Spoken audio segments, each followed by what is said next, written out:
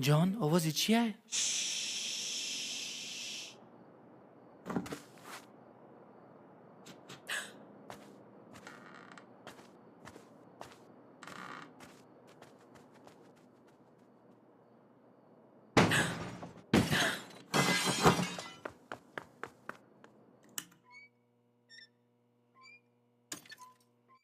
بچه چی گپه؟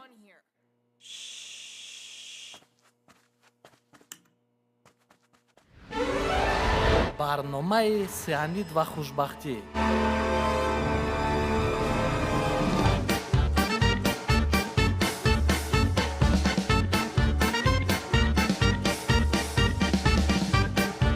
چرا من تابستان را بد میبینم؟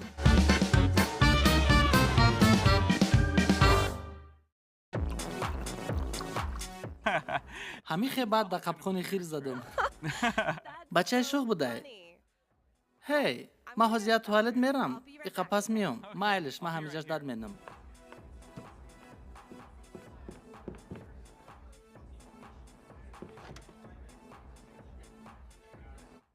Брачка, جا خالیه؟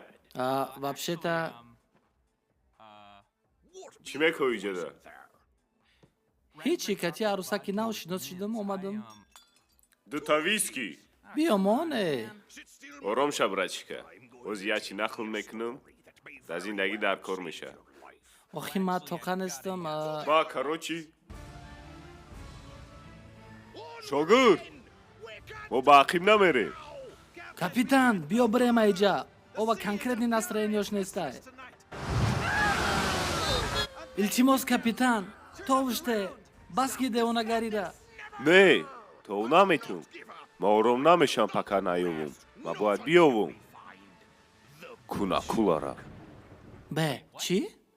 کناکولارا. چی اکولا؟ کناکولا. نیمش کنای نیمش اکولا. شفی مویای. بچه کناکولا وجود نداره. باری داری؟ تو نمیدونی بار چه خیلی پاسنیه. تو نمیدونی دادنی چه خیلی مویا گشت استان. هر یا موینم قایه.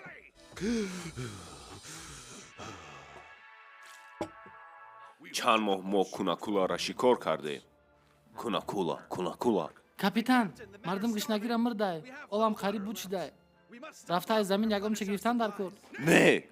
آخران باری که زمین رفتیم نیمت گرفتین. نامدین دیگه. همش برای که تیا پسیخی کاپیتان. پسیخ؟ اگر ما کناکولا را کام значит ما پسیخم. او کنشنا بعد این پرابلم ایتای. میدونم پرابلم مای. کناکولا همه چیز مرا گرفت. زن ما گرفت. بچه ما گرفت. کون ما گرفت. پریکول داری؟ سریازم میگم. کونی تو را گرفت؟ مایل فهمو. مایلش ما رفتم. اولی به بشیجه شگر بگو کی میتونی شیشته. با ما حیران شدم که تو چی بستول شیشتی؟ برای که مخن رنگ استولم. هی اینا من اومدم. دوامش چی شد؟ چند هفته گذشت. نه که ما چی نیافتیم. آدمون به قوت شدن. نه که ما مقصدمون نپرفتیم. باید کناکولا را بکشیم. کاپیتان خود با خود گپ زدستی. من مشک ایسم. نگاه کنین اونا کناکولا. نه. باید دنگل پای. بیا بسش که کاپیتان. کفتانا بس که. خطای دست میتی. نیمی آدمون مرده. راست میگی چی؟ ایو ربی؟ یکم یاردم چی تای؟ وای مرده. ما قصدیشم میگیرم. کناکولا را کشته.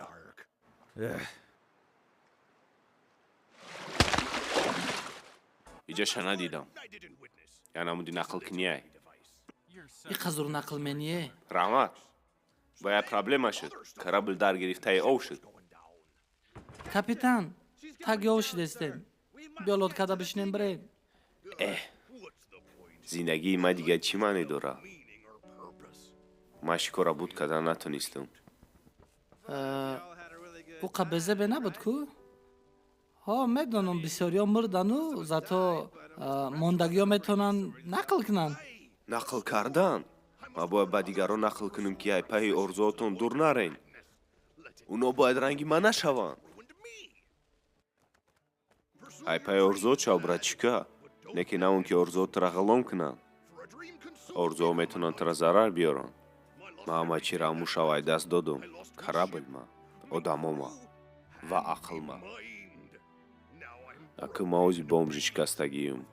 کیا مشای بی خدمای. واو رحمت که نقل کردی قصه تا بس تا اگر به خونه باشی این قدر اگه جو میتونی نوشیده ما نمیتونم. ایو چطا بره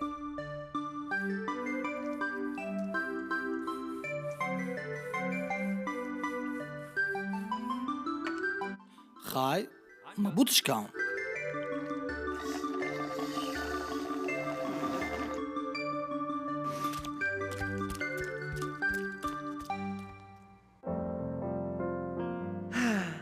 این روزم اومد ما چلا دارم ما عروض دارم امیدوارم که وای ها میگه اینجای قزوره رحمت که مرا اینجا آوردی ما دا گفتن این رستوران گنده جوی زوره برام خواه گفتم ترم اینجا بیارم وای او کنیستانی را بی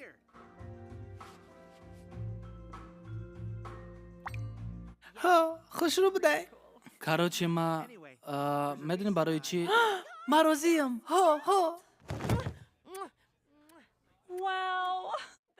این خیلی رومانتیچ نیه چی تو وینای مرا خوردی؟ ها چه با؟ ما یالترم چی؟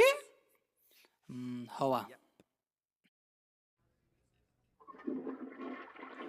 مایله هیچ گب نداره یکم خیلی دیگه میکنیمش دیدی؟ به رقم وقت زور میگذره ها راست میگی گوشک جان یا چی پرسیدنی بدم او ربی؟ گوش که جیگرک ما ترا چی پرسانی بدم. تمارا میگیری.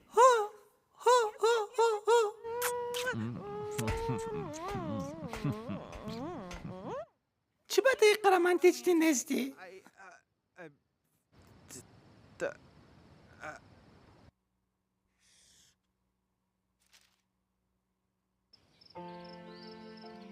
چی خیلی مخکولو چید؟ مخکولوس بیسته گنده زورای ما ترا دوستک ما هم ترا دوست میدارم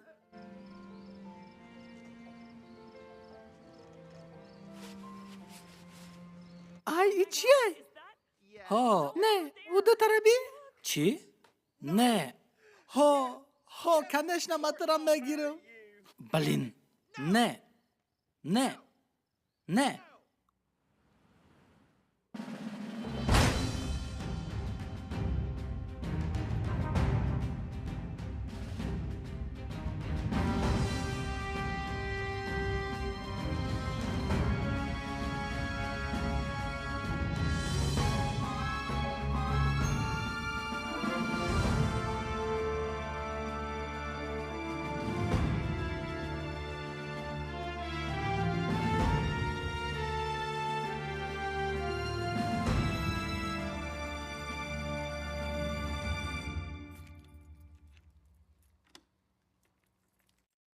جگر ماما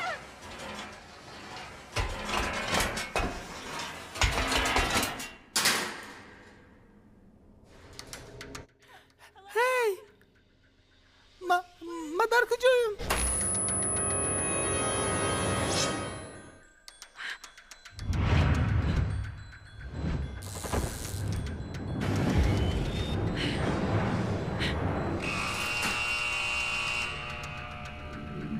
سلام جگرک ما در خانه یک چیزی زور بجا کردگیم اگر بفارتا بیا بیشه تو باید که ما یک بازی بکنی رنگی پیلا؟ چی؟ چلی پیلا؟ یکی نای ایو چطا او برای بلین گوش که جگر ما ترا گنده سخت دوست میدارم ما چند برای تو پرسیدنی بدم مرا میگیری یا نه ارگینال کدنی بدم نه که چیزی که ما کدنی بدم دیگر اوجه کدن اوه شیری نکن فرق نداره تو چی خبره میپرسی. من میفورم حیات ما با تو بگذرونم. ای راستی؟ ها من فرق نداره که توی التری یا توی میکنیم. تو مرا خوشبختترین آدم در روی زمین کردی. خای ما اینجا چی ببرم؟ تو باید همین راه پالنی بگذاری.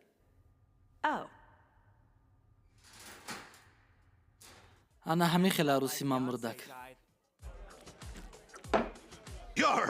قیسات زیقی بدای. نخی قیسای ما زیقتاره. دوتا ویسکی. ترجمه و آواز از استودیوی تاج وایس. لایک و подписка رو فراموش نکنید.